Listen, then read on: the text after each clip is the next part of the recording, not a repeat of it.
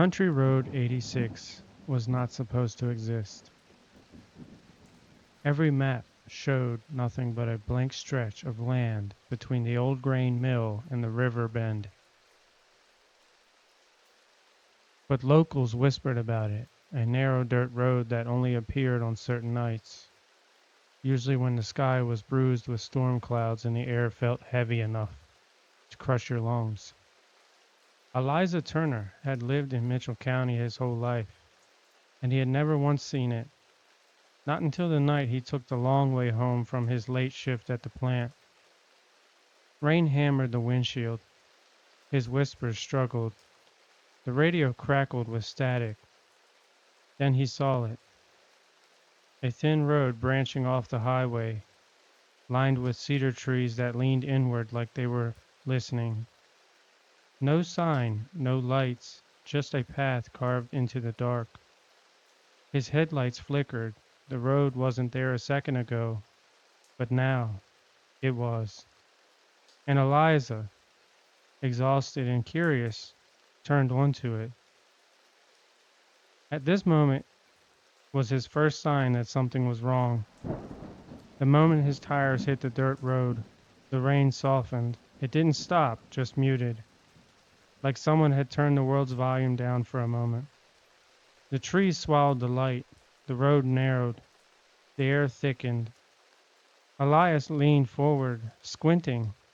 Something moved between the trees, not an animal, not a person. Something tall, thin, wrong. He slowed the truck. The figure stepped back into the shadows.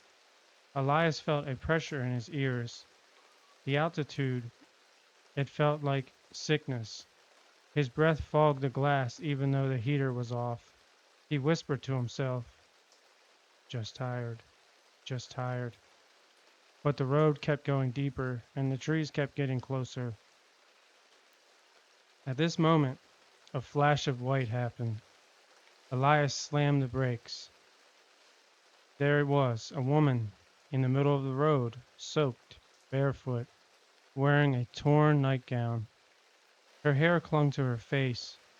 Her arms hung unnaturally straight at her sides. She didn't move, didn't flinch, didn't blink. Elias rolled the window down an inch. "Ma'am, are you okay?" Her head twitched, a sharp, unnatural jerk, like her neck had too many joints. Then she spoke, but her lips didn't move. Her voice came from everywhere at once. "You shouldn't be here." Elias froze. The woman lifted her arm and pointed behind him. He didn't want to look. He did anyway. Something massive stood in the tree line, a silhouette, tall enough to brush the branches, wide enough to block out the sky, and it was moving toward the truck, slow, deliberate, hungry. Elias floored it. The truck fishtailed, mud spraying behind him. The woman vanished instantly, like she'd never been there. But the thing in the trees did not vanish. It followed. He could hear it, branches snapping, earth shifting, something dragging behind it like a heavy chain. The road twisted, turned, split, merged, and changed. He checked his rearview mirror. The thing was closer. He checked it again, closer, and he checked it a third time, and it was gone. Elias exhaled shakily. Then something tapped the back window. Once, twice, even 3 times. He didn't look. He just kept driving. The road ended abruptly at a clearing with a single structure. A small wooden cabin with a dim lantern glowing in the window. Elias did not want to stop, but the truck stalled on its own, like it had a mind of its own. Dead. He grabbed a flashlight and stepped out. The rain had stopped completely. The air was still, too still. He approached the cabin. The door creaked open before he touched it. Inside sat an old man at a table, staring at a map that looked hand-drawn and ancient. Without looking up, the man said, "You took the road, didn't you?" Elias, holding back his tears, he swallowed. What is this place? The man finally looked at him. His eyes were milky white. This is where the road brings the ones who see what they shouldn't. Elias stepped back. I didn't see anything, I swear. The old man shook his head slowly, like he was disappointed. I saw you.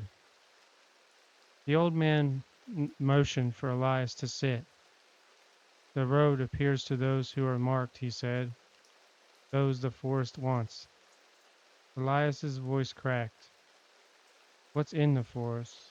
The old man's expression darkened. Not one thing, many. They move as one. They hunt as one.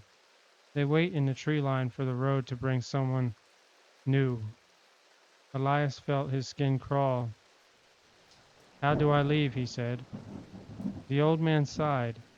You don't. Lightning flashed outside. The trees shifted. Something pressed up against the cabin walls, slow, deliberate, testing the wood. The old man whispered, they've already surrounded us. The old man's lantern flickered. A deep groaning sound echoed outside, like wood bending under immense weight. Then came the knock. Not on the door, on the roof. Heavy, slow, rhythmic. Elias backed away. The old man did not move. They are choosing, he whispered. Choosing what? Elias asked. The old man looked at him with pity. Which one of us they want is who they're choosing. The roof cracked under pressure. A long, pale arm slid through the boards, impossibly thin, jointed wrong, fingers too long. It reached downward towards Elias. The old man closed his eyes. You should not have taken that road, Elias. The lantern went out. The cabin filled with darkness, and the things in the tree line finally came inside.